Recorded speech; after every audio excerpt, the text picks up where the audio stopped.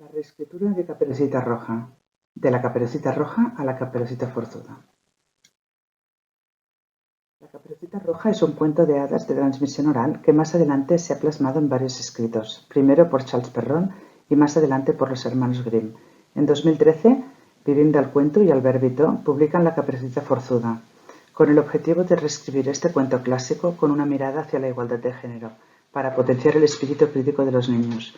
Dado que los cuentos son una herramienta educativa y de socialización y transmiten valores educativos muy importantes en la socialización, esta investigación tiene la voluntad de acercar unas reflexiones para analizar los cuentos desde la perspectiva de género a fin de ser conscientes de los estereotipos que se pueden transmitir, generadores de roles normativos que pueden terminar siendo excluyentes y discriminatorios.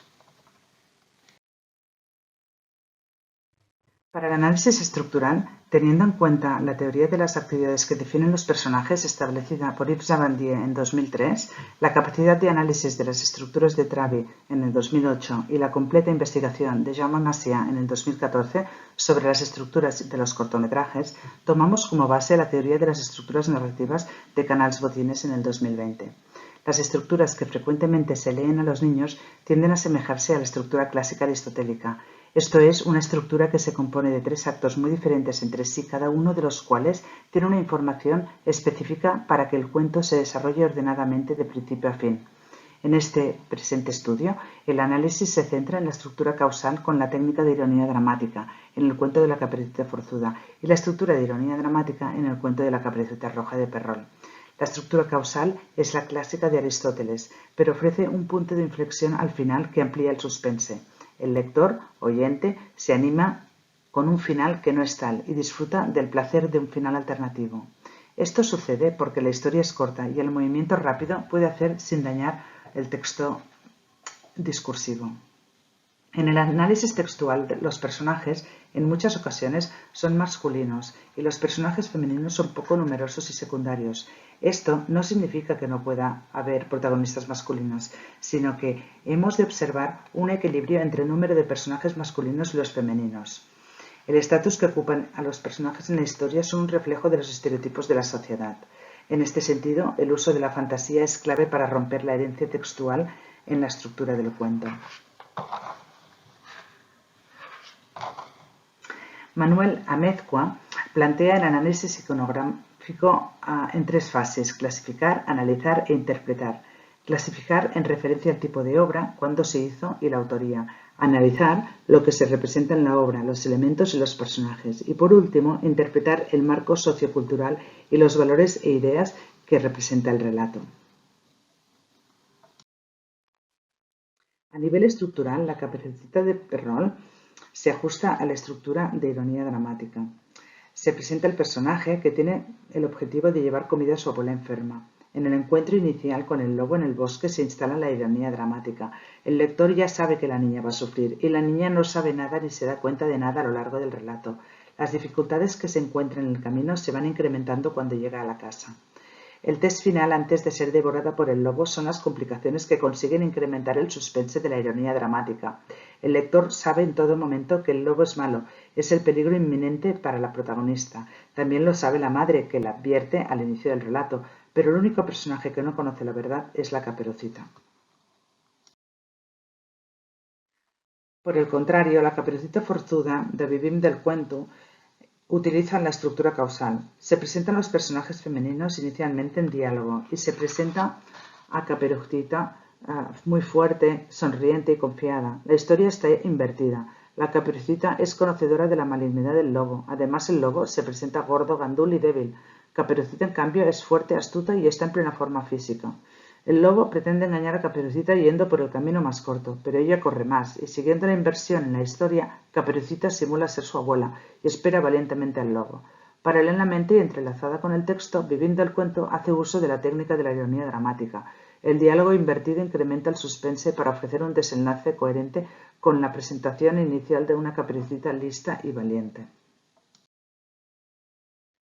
En relación al análisis textual, el lenguaje utilizado por Perrault es directo y conciso. Los personajes masculinos son determinados y astutos. Los personajes femeninos se muestran dulces, cuidadores y abnegados. El rol de poder es de la madre hacia la hija. Cuando se encuentra al lobo en el bosque, el texto dicta: la pobre niña que no sabía lo peligroso que es detenerse a escuchar un lobo. En el encuentro, el lobo organiza el camino a seguir hacia la casa de la abuela. El cuento de la Caperucita Roja de Perrol, si bien resulta cruel, ya que la abuela, como Caperucita, son devorados por el lobo y no hay final feliz, también termina con una moraleja explícita de los adultos, acerca de lo malo y fatal que puede ser la desobediencia de los adolescentes. El cuento expone connotaciones sexuales en su versión popular de aquel entonces, como el momento en que el lobo le pide a Caperucita que se acueste con él y ella se desviste y entra en la cama, antes de las conocidas expresiones de sorpresa hasta que finalmente la devora. En la Caperucita Forzuda hay una dedicatoria por parte del grupo de autores, en una de las páginas previas al inicio del relato. A todas las caperucitas que quieren ser forzudas y a todos los lobos que quieren dejar de ser gandules. En este sentido, se ha querido transmitir un mensaje de empoderamiento de las mujeres y, además, un mensaje de reconstrucción de la conocida masculinidad hegemónica, el modelo de hogar predominante en las sociedades actuales que se ha reforzado por los valores de patriarcado y androcentrismo. Otro aspecto a tener en cuenta es la forma en que estos interactúan con el texto de manera simétrica. Imagen y texto explican lo mismo simultáneamente. El texto aparece en las páginas de nombre par y las imágenes a las páginas impares. Este hecho es muy importante porque aporta beneficios para los niños no lectores, por ejemplo, ya que puedes seguir la historia simplemente a través de las ilustraciones. Como hace el relato, se puede interpretar que la trama de un final feliz hace que el lector o la lectora acabe asociando unas sensaciones positivas a la manera como ocurren los hechos. Asimismo, lo más destacable es el cambio de papel actancial que se le atribuye a la protagonista con referencia a la historia original. La imagen del niño que emerge del cuento de Perrol es la de un destinatario que exige ser dirigido por el adulto en su interpretación del texto. Esta es la diferencia relevante entre las dos versiones. Este modo de concebir la infancia coincide con los principios educativos dominantes de la época en que se escribe el cuento.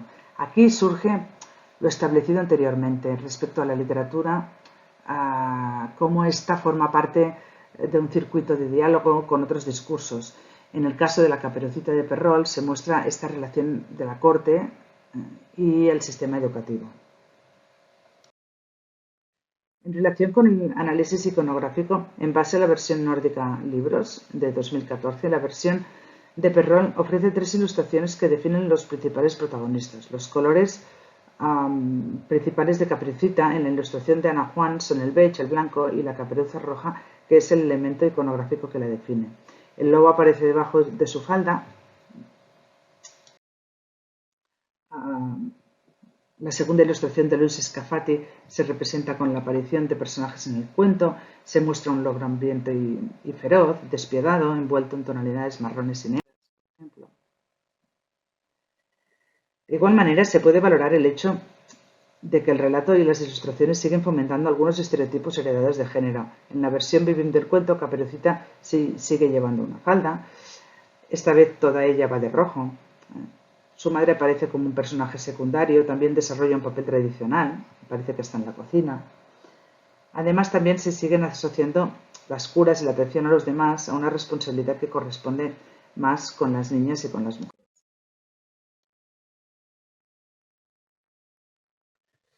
El cuento de Perrol, a nivel de conclusiones, nos aproxima a la estructura del cuento clásico, mientras que para poder discutir las inversiones, rupturas y modificaciones que se producen con las nuevas interpretaciones, aparece el cuento de Vivim del cuento, donde precisamente la Caperucita es valiente y decidida, domina el relato y a su antagonista masculino. De hecho, es en esta reescritura que aparecen las nuevas masculinidades encarnadas por el lobo. En esta investigación hemos podido constatar cómo Vivim del cuento consigue casar una historia que posee siglos de antigüedad con sus propias percepciones modernas de la realidad. En referencia a las estructuras narrativas, el cuento de Perrol pertenece a la estructura de la ironía dramática y el cuento de Vivim del cuento pertenece a la estructura causal, aunque hace uso precisamente de la ironía dramática dentro del cuento. Tanto el lobo como la Caperucita muestran una clara versatilidad en la reescritura del cuento en Vivim del cuento. Desde la educación y el debate de las ideas será donde podrán realizarse cambios más significativos en relación a las nuevas masculinidades y a los nuevos estereotipos de género de los protagonistas en el cuento de la Caperucita. Muchas gracias y hasta luego.